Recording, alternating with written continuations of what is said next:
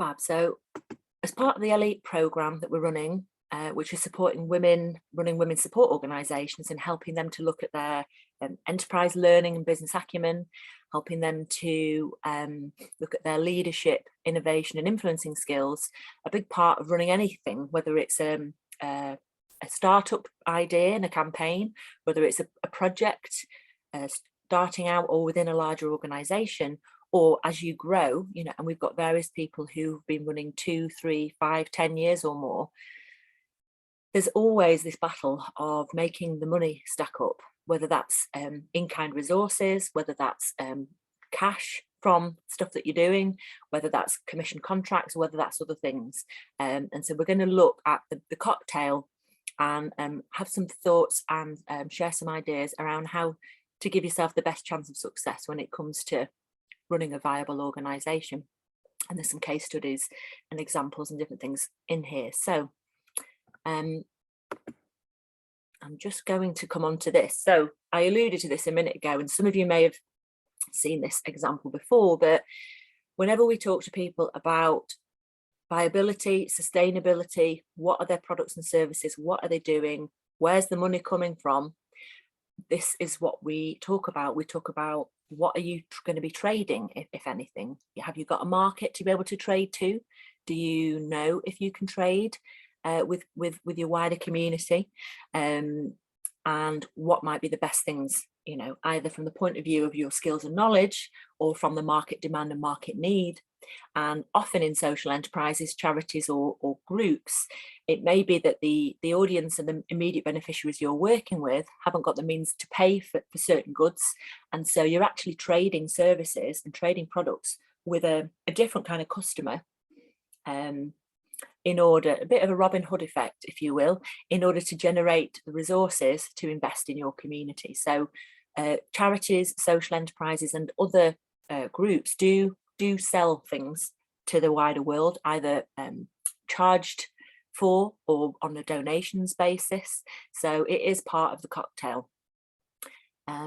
Commissioning, we're going to briefly look at what that is, but commissioning is ultimately, it's almost like a wholesale version of trading, and you may commission en masse or on a slightly larger scale than a one-to-one with particular commissioners, health and wellbeing commissioners, educational commissioners, criminal justice commissioners, or the public sector or voluntary community sector commission services and commission activities and commission outcomes ultimately that we'll get onto in a minute. We then have these sort of bottom layers, the funding and fundraising, and we're going to look at what they are and how they differ. Ultimately, funding is that thing that has eligibility criteria and forms to fill in and timescales to wait on. And fundraising is a little bit more, less strings attached or no strings attached, and is a bit more available to everybody, whatever stage of development they're at. And social finance and investment are something that people would come to perhaps later on, if they've grown and they're needing to take on some sort of assets, or they need to take on some sort of loan or equity investment. Usually you don't go for that until you're operating at some sort of scale, and often there's some sort of financial return that loan investor or that equity investor wants back, and you have to have a viable model in the first place in order for them to put their money in so they know they're going to get it back. So it's a different kettle of fish and isn't appropriate for all charities and social enterprises, but is there for some and is something to consider in your longer term income generation strategy. So those are some of the things that we're going to talk about, and I'm going to come to you in a moment. So be having a think of your own experiences. So just want to recap on trading. I think it's an untapped option. Lots of women's organisations and support groups and so forth have amazing talents, skills, abilities to create things that could be sold, you know, and it's a case of working out what's viable. Can you produce things of enough of a quality for the right price, costed in the right way, to the right audience, you know, and in thinking these things through with yourself, with your group or with wider people, there could well be things that you could be trading in, you know, this soap here and bath bombs. We've got Soap for the Future run by Beth Powell, who runs Creative City, she's run a women's support programs and adult learning programs, and they've been creating soaps and jewellery and textiles and other goods to sell. You've got the example here of Divine Chocolate is a charity. You know, not only is it selling fair trade chocolate, but it's creating resources and cash to then reinvest in organic farming and supporting rural communities in developing countries and so on. So other people and other ventures, charities, social enterprises and otherwise create, you know, cakes, chocolates and so forth. We've got Sanam on the programme here, haven't we? I'm not sure if she's here today, but you know, Art of Joy, which is all about supporting people affected by domestic abuse. She creates these amazing vegan cakes that we've bought twice now because they're delicious, and she is using the profits from those cakes to be reinvested in workshops and peer support and that sort of thing to help the women that she's working with. And we've got other examples. I'm coming to you in a minute to hear some, if you've got particular examples of things that you might notice that you're trading in, or it might be things that you've been inspired by from other organisations. I know we bought in amazing biryani from Saheli. So Saheli is a large women's support organisation, predominantly supporting South Asian women in Manchester. And they ran this thing called Zesty, and I think they're pulling in a little bit of support to get that off the ground and really get it running. But they saw that they had these talents and skills, and they're selling biryani amongst other foods, or they were, and we were able to buy that from them and cater for our events. We're buying food from Heart and Parcel, which is a picture down the bottom there where ladies are learning ESOL, and they're learning, well, ESOL, English as a second language. And we're also try and mute. Are you right to mute there, Alicia? Sorry. Difficult. Or if Shelley can just mute Alicia, that'd be fab while we just record this part. Fabulous. So I think Heart and Parcel, I was suggesting as another organisation. There's lots of catering examples. You might have some yourself. I've got pictures of artwork up here. People are selling art. They're selling tickets to events. They're selling tickets to festivals. They're selling cookbooks. The Me Again in the middle is an organisation supporting women who have cancer and have had to have special treatment that's made their obviously their hair fall out. And Me Again does all sorts of well-being and support groups and holistic therapies and hairdressing, and they sell wigs. They make most of their money from selling specialist wigs. So, you know, until you think about what are the options and what are the possibilities for us selling potentially products, but most likely services, you know, there's a lot more money to be made from services. If you look at the unit cost of what it takes to make something and deliver something, services are a quick win if you can professionalize what you're doing into a service. But as we'll know, there are lots of people who are potentially producing products for sale of all kinds. So before I go on to commissioning, it'd be great to hear from anybody in the group here. Just by all means come off the chat there. I'll have a little scroll down, but anybody in the room here seen some good examples of women's support organisations trading? And feel free to put stuff in the chat as well if that's an easier thing for yourself. Yeah, there's a comment here on, you know, something that sells in your sleep is good. Yes, and that things like apps and books and memberships to things, but it depends on whether that's appropriate for your audience and what you're doing. Anybody wanted to share any particular examples they've seen or spotted, particularly across the women's support sector? I know the Pankhurst Trust, they have a shop there and they're selling all manner of tea towels and buttons and t-shirts, bags. It's not for everybody. A retail business on top of what you're already doing is almost another business model in its own right. So I wouldn't walk into this thing without a full plan, but it's something to consider, particularly if you've got a group of talented people with specific skills that can be funneled into something, and you can road test this sort of stuff in places like Levenshulme Market is a great social enterprise market that offers subsidised places for people to sell stuff, and Mel might come and say they've got a shop where they're doing some of this stuff. But Mel, you've got your hand up. Do you want to share some examples? Hi, yeah. So we've done this in a couple of ways.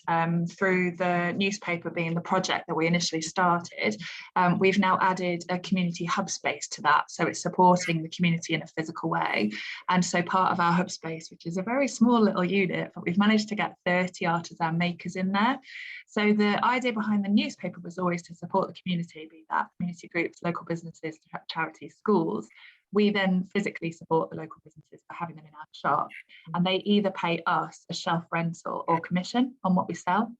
So that's been a great little kind of nominal income stream for us, and really it goes straight back into the hub and paying for the venue that we have. But the venue supports the paper because now it's somewhere people can come and see us and give us community news. So it is all linked to what we originally wanted out of the project. And then we've also created some products ourselves. So we've worked with a local artist to do a tea towel. We collaborated with, I think it was 15 local businesses or residents to bring their favourite recipes together into a recipe book. And then we also have a community calendar. So local and are these you know, these are all fantastic ideas, and they're ideas that some of the people listening in might think, oh, I wonder if we could do that, or could we get some funding to pilot this to cover the cost of what we're doing? If you're worried about will it make us enough money, you may well be able to tuck the development costs of the project and the end goods into a funding bid, and then whatever income you sell, whatever you sell to generate income then comes back into you to do what you like with. There's ways of taking some risk out of it. But I was going to ask, have you seen enough financial return from things like calendars and tea towels to make it worthwhile, I suppose? Definitely. So what we do is we know what our cost will be to deliver the project, and we basically set an income stream through, so for the calendar, business logos. So we offer the opportunity for local businesses to sponsor a month. We know that if we set that at a decent price point, we can cover our costs so that then any calendar sales are all complete profit. Now, the only year that hasn't worked for us is last year, because we brought in loads and then couldn't sell them because the markets we wanted to sell in were closed down. But this year we've got the shop and we've got markets to sell the product. So everything we sell in terms of physical item is profit. Awesome. And the same with the recipe book. So we got an overall sponsor. It was working with a local holistic practitioner, and she sponsored the whole thing, and we put it, we packaged it as a healthy eating guide. So for her, it was great for her business because we printed 400 copies and she's in there with her advice for healthy eating and her logo slapped all over it. All of our costs were covered for production. And again, we then also had sponsors that were able to do like an insert inside and outside back pages. So yeah, we made a lot of that. Oh, well, thanks, Mel. There's some really, really good examples in there. And I would say if you've come across examples or you've got ideas or things where you've thought this was a good idea or this worked well for us, or you spotted it worked well for another organisation, by all means put that in the chat. But hopefully we've given you a bit of a flavour there around, you know, trading options and angles. And as I say, you don't always go into these things lightly because it's retail, and if you've not got retail experience, you know, you might want to get some support around that. But it's not rocket science, any of this stuff.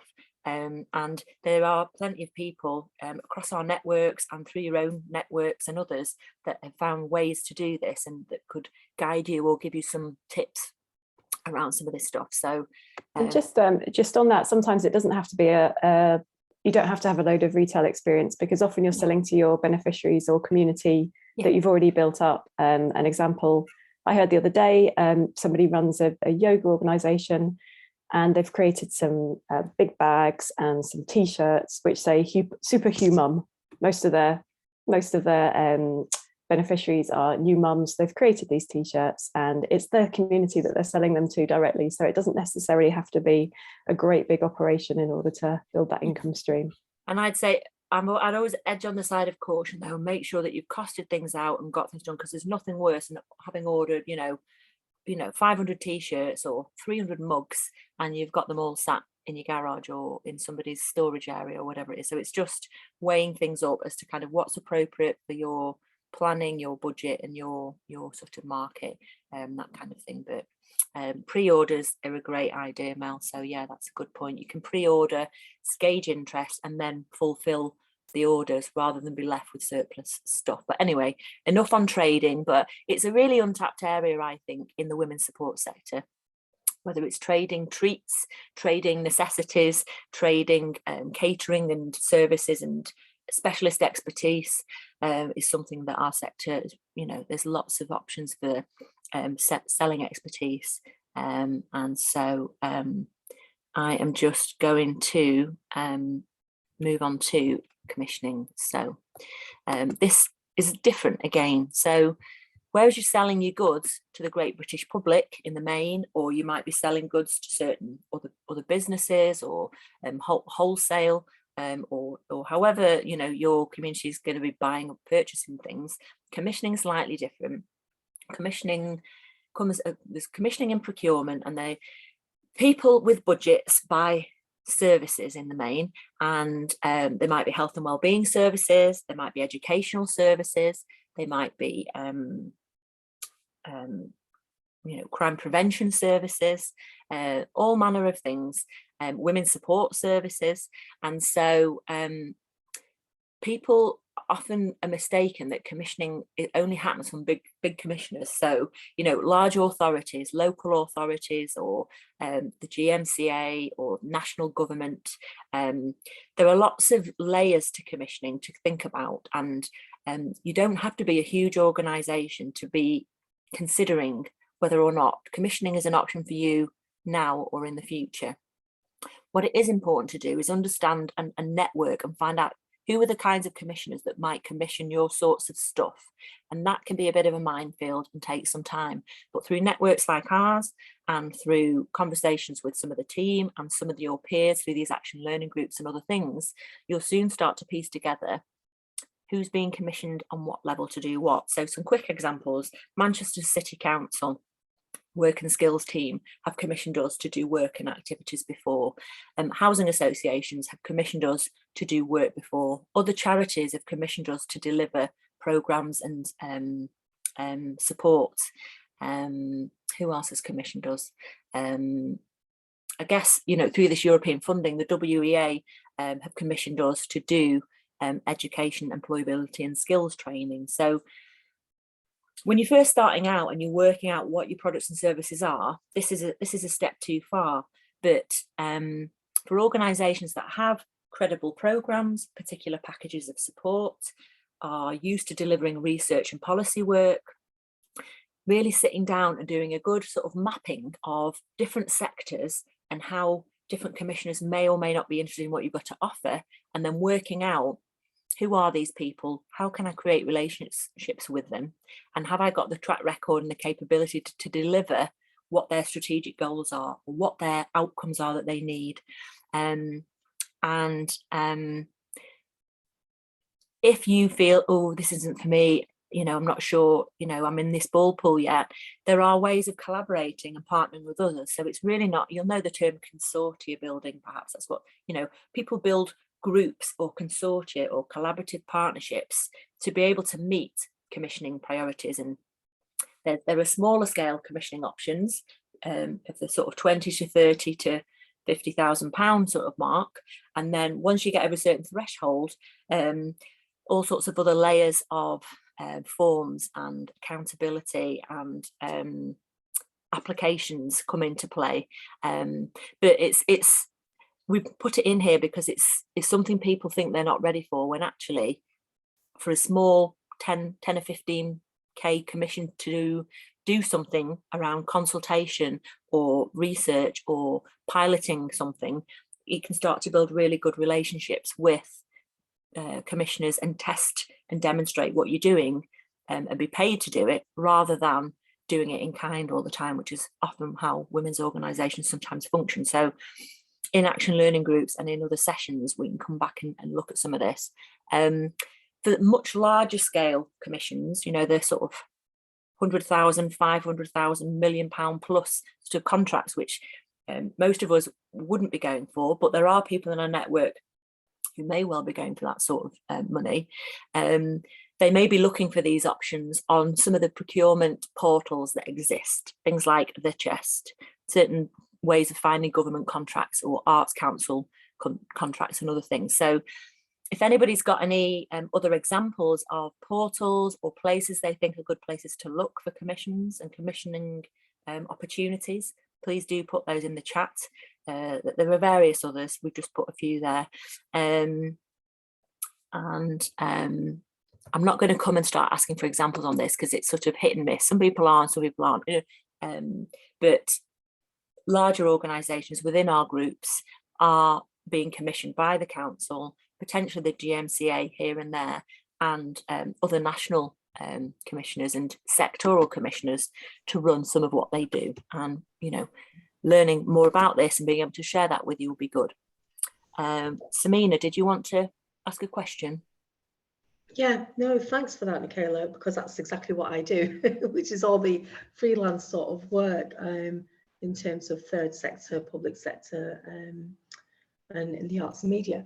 So just to add on that, what I do find is that, you know, if you go to a lot of the networking events that are hosted by XYZ, depending on, you know, what your industry is, that works really, really well. And I know COVID had a huge impact, but there was a lot of networking going on online. So that's something that I definitely will encourage you to do. In terms of these particular portals, they are very good. They're really, really solid, kind of like, you know, links in terms of accessing particular, you know, commissions to come through. But there's a lot more to it in terms of, like, obviously applying, as you know. Yeah, exactly. So with your networking, it's the best thing is to kind of go out there and just pitch yourself really and tell everyone what your something we've services not are. talked about, one way to get your head around this, or to feel as though you're in the right ball pool for it, or to spot who these commissioners are or certain opportunities and find things out, we always recommend that although you might be running your own organisation, you're kind of managing your own group, your own board of directors, you know, board of trustees, where possible and where relevant, if you can sit on other boards, if you can get yourself on other boards, be they organisational boards, sort of health sector boards, or types of forums where certain commissioners are likely to be discussed, getting on other boards can be a really useful way of understanding the strategic landscape. Because ultimately, one of the people talked about strategic plans before, but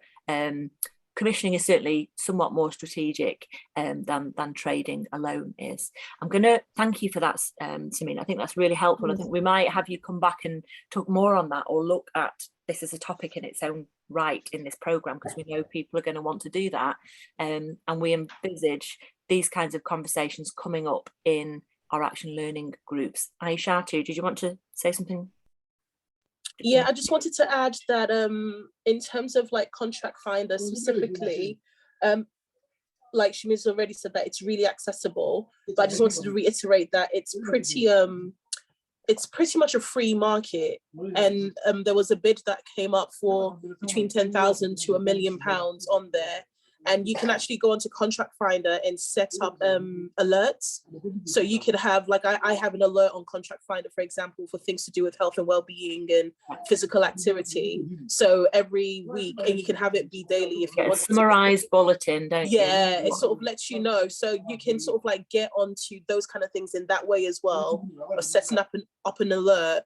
And I think the main thing that I was surprised by when I wanted to go for a contracted bid was that the documentation actually wasn't strenuous. Like, it wasn't much more than you would have any other funder ask for, but it's just a lot of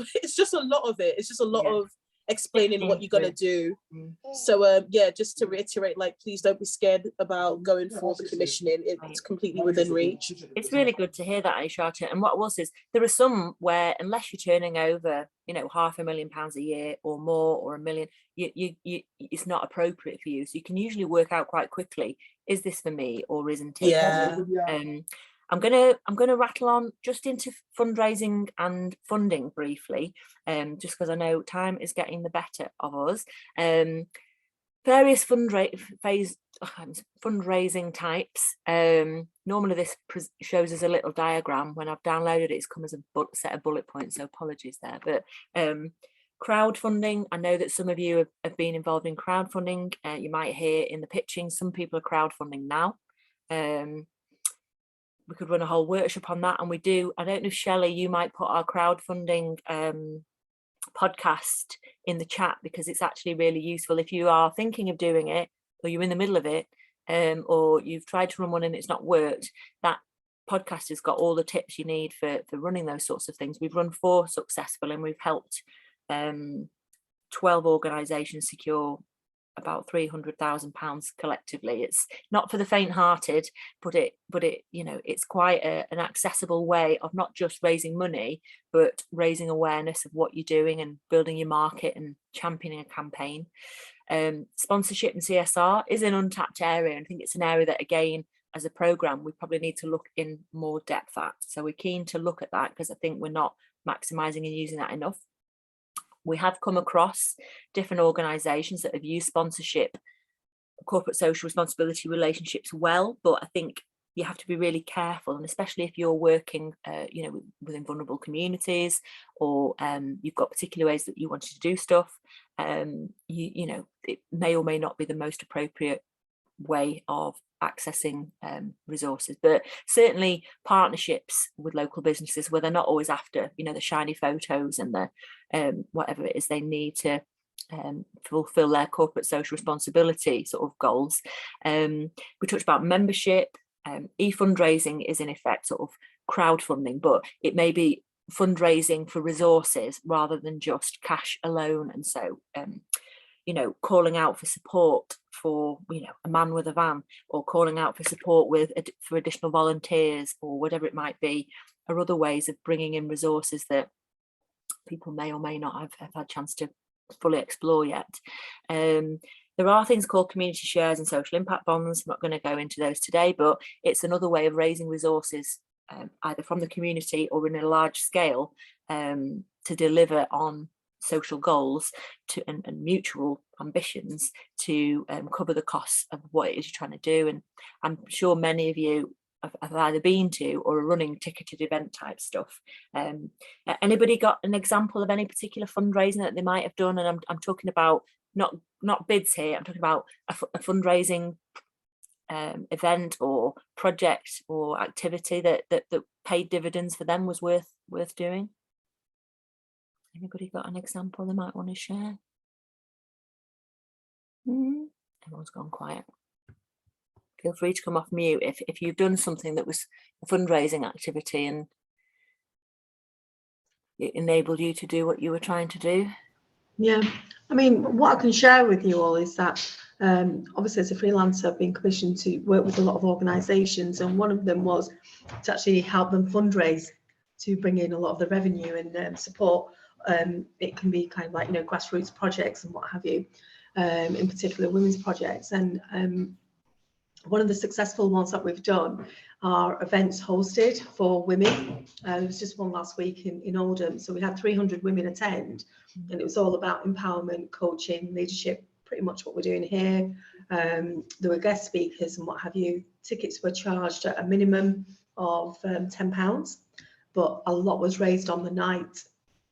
And that was basically inviting stakeholders, other organisations, so on and so forth. Basically, £80,000 was raised. Wow. For this particular organisation in Oldham, and it was amazing. Yeah, sure. These were not even pledges. These were like. And this wasn't even like an awards evening or anything like that. There's a lot of those award evenings that go on that can be quite expensive to attend. This was just £10 a ticket, and wow, that's fantastic news. Excellent. 3 speakers, and it was just literally, about empowerment and just kind of like, just how to kind of like, believe in yourself, like a coaching exercise, and it was just phenomenal. Wow. There was obviously a meal that was involved in that, so part of that money that's being raised, it will be going, I think it was like to cover the overheads. Yeah, exactly. So but £80,000. Wow. Well, thank you for sharing that. That's a bit of food for thought and inspiration, isn't it? And we can come back again to talk about these things in action learning and other stuff. So just coming on to routes to finance, I always flash a slide up a bit like this, where people often underestimate where money is, where it's tucked away, and who's got it to offer. And by this, I'm meaning grants in the main, grants or loans or whatever, you know, other funding, not fundraising. We're moving on to quickly now. So never underestimate the different layers of this stuff, and that's what this slide's meant to represent. So you've got local funding out there. So your Council for Voluntary Services might have either be distributing funds, or will certainly have a web page, directories and things, searchable tools on our website to have a look for this stuff. Other enterprise and business support hubs sometimes have funding to invest in things. Different local forums will be talking about this sort of thing as well. So as we said before, getting on boards or being part of other forums is helpful. Most housing associations, as many of you will know, have community funds. There is a community investment funds, sometimes for their tenants and residents, but sometimes to benefit their tenants and residents. So even, you know, if you're not living in a housing association, it doesn't mean that you can't apply to One Manchester or For Viva, City West, Stockport Homes, Places for People, all these, there's loads of housing associations about that have seed funds, Trafford Housing Trust, there's oodles of them. And so looking into that as an option, both to develop a relationship, but also to access resources. There's, some of you do arts and wellbeing stuff. So there are all sorts of arts and wellbeing networks out there as well that, you know, it's cyclical and they come in waves, but it's worth being aware of locally. And clearly councils and the public sector have oodles of departments, which is the bugbear. It's very hard to can be hard to navigate who to go to for the best, but we can help you through that. We can help discuss these things and look at which individual, you know, council department people are best to approach on small scale commissions or larger things, or for seed funds or discretionary grants or whatever else they've got at their disposal. So thinking locally is important, but thinking regionally, nationally and sectorally is also important. So even if your face doesn't fit locally, or, you know, what you're doing, you know, doesn't go against what the current strategic priorities are for your area or whatever, there's other routes, there's always other routes. And so regionally there's an organisation called the Key Fund, School for Social Entrepreneurs, GMCVO, Greater Manchester Social Enterprise Network. There's different types of regional support networks and money that are there. Nationally there's all sorts, and it just depends what you're doing, how you operate and what you're looking for. And there's a little mixture of funds there. And sectorally, most women's organisations, charities and social enterprises are straddling 2 or 3 sectors. And so considering what you're straddling, if you pardon the phrase, and thinking about where to find the information for what funding might come out or what commissioners might be looking at. So do have a think about your multifaceted approach to this. Granted, we were talking before about finding the time for this stuff, and, you know, what I'm saying here might just put another layer of headache on initially, but carving out just, you know, a couple of hours a month to think about this stuff could well prove, you know, useful. And you know, we can talk again around, you know, how do you find bid writers, and is it worth it? Are you best to upskill yourself, or are you best to buy in the support?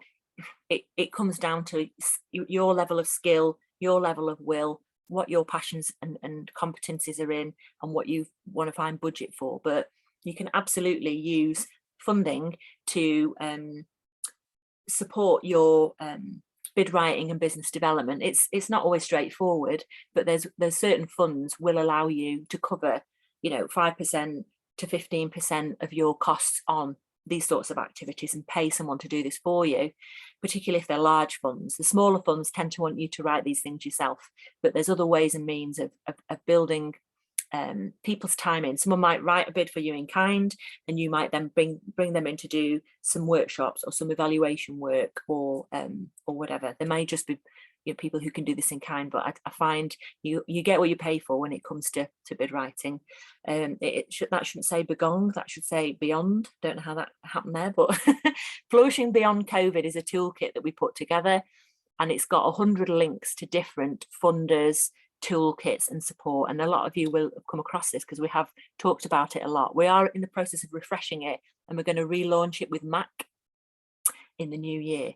But if you're looking at your funding options at the moment, do have a look at that. And what I would say is the Social Enterprise Support Fund is back live, and it's well worth you Googling Social Enterprise Support Fund if you haven't done already. If you're incorporated and you're looking for money to support development work and particularly tackle issues around COVID, there's also as always, Awards for All and various others. So it's just worth putting in the chat if there's any particular funds live at the moment that it's worth bringing up.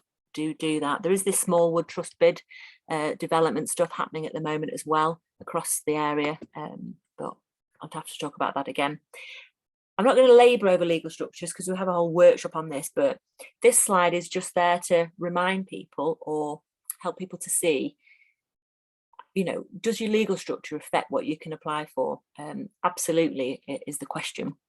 And so whether you're more on the charitable and philanthropic side of the legal structure spectrum, or whether you're more on the sort of private side, it does affect things, but there's something for everyone, as you'll see here. And so charitable, fundraising and asking for donations from the public for a particular social cause, clearly you've got to be transparent, demonstrate your governance and demonstrate that you know what you're going to be doing with that money. So charities and non-profit organisations use that method.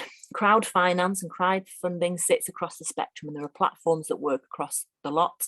Likewise, commission contracts work across the lot. Commissioners will often not care whether you're a charity or not. They're more to do with, can you deliver the outcomes? Can you work at scale? Have you got the track record? And have you got the capabilities to, for what it is they're doing? This philanthropic loans or philanthropic grants are mainly for charities, community interest companies, not-for-profit organisations.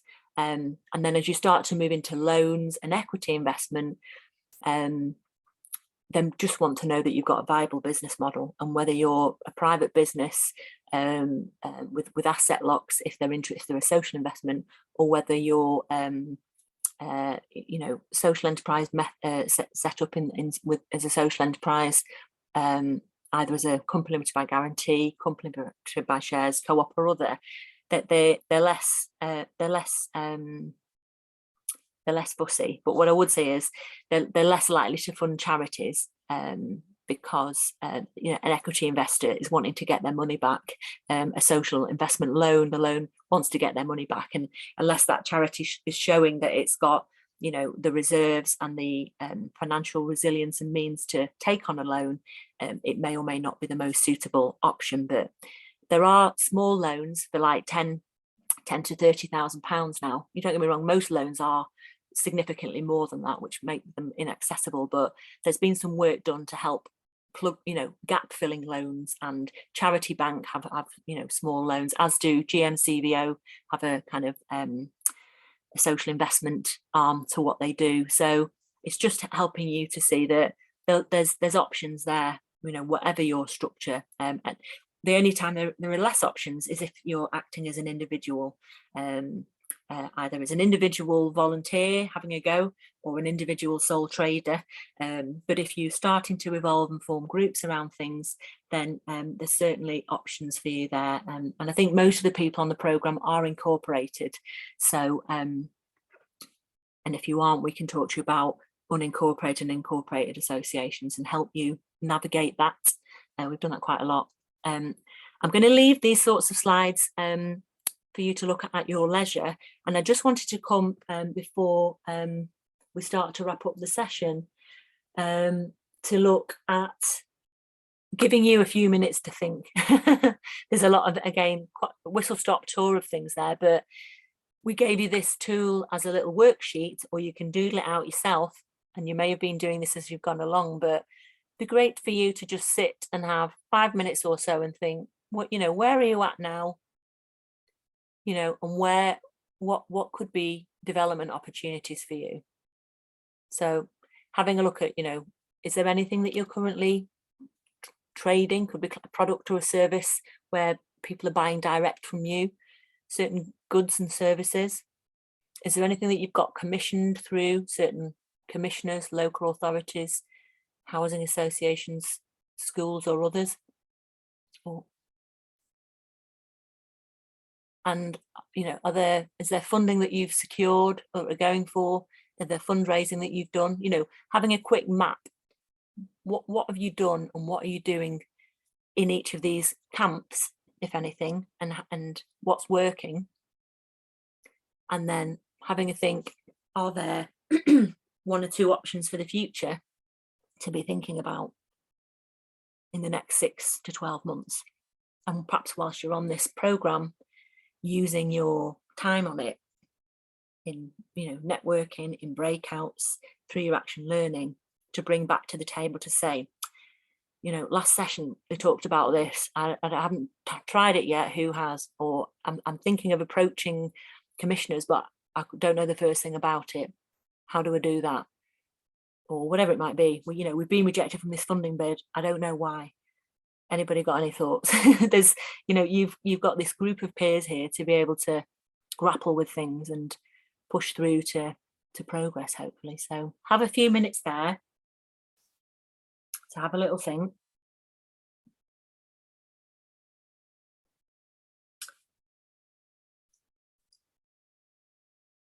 I'm going to come off sharing. I want to make sure we can take a break shortly, but it's taking the time, really. It's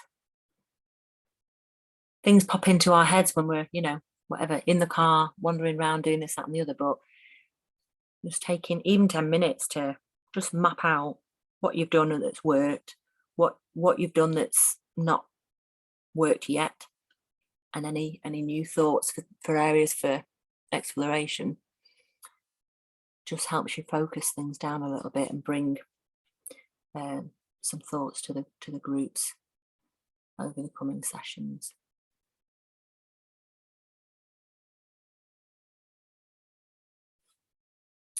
Fab. So I hope that's been helpful. I'm just going to pause the session there, and we'll all come back and do our Ellii soup shortly.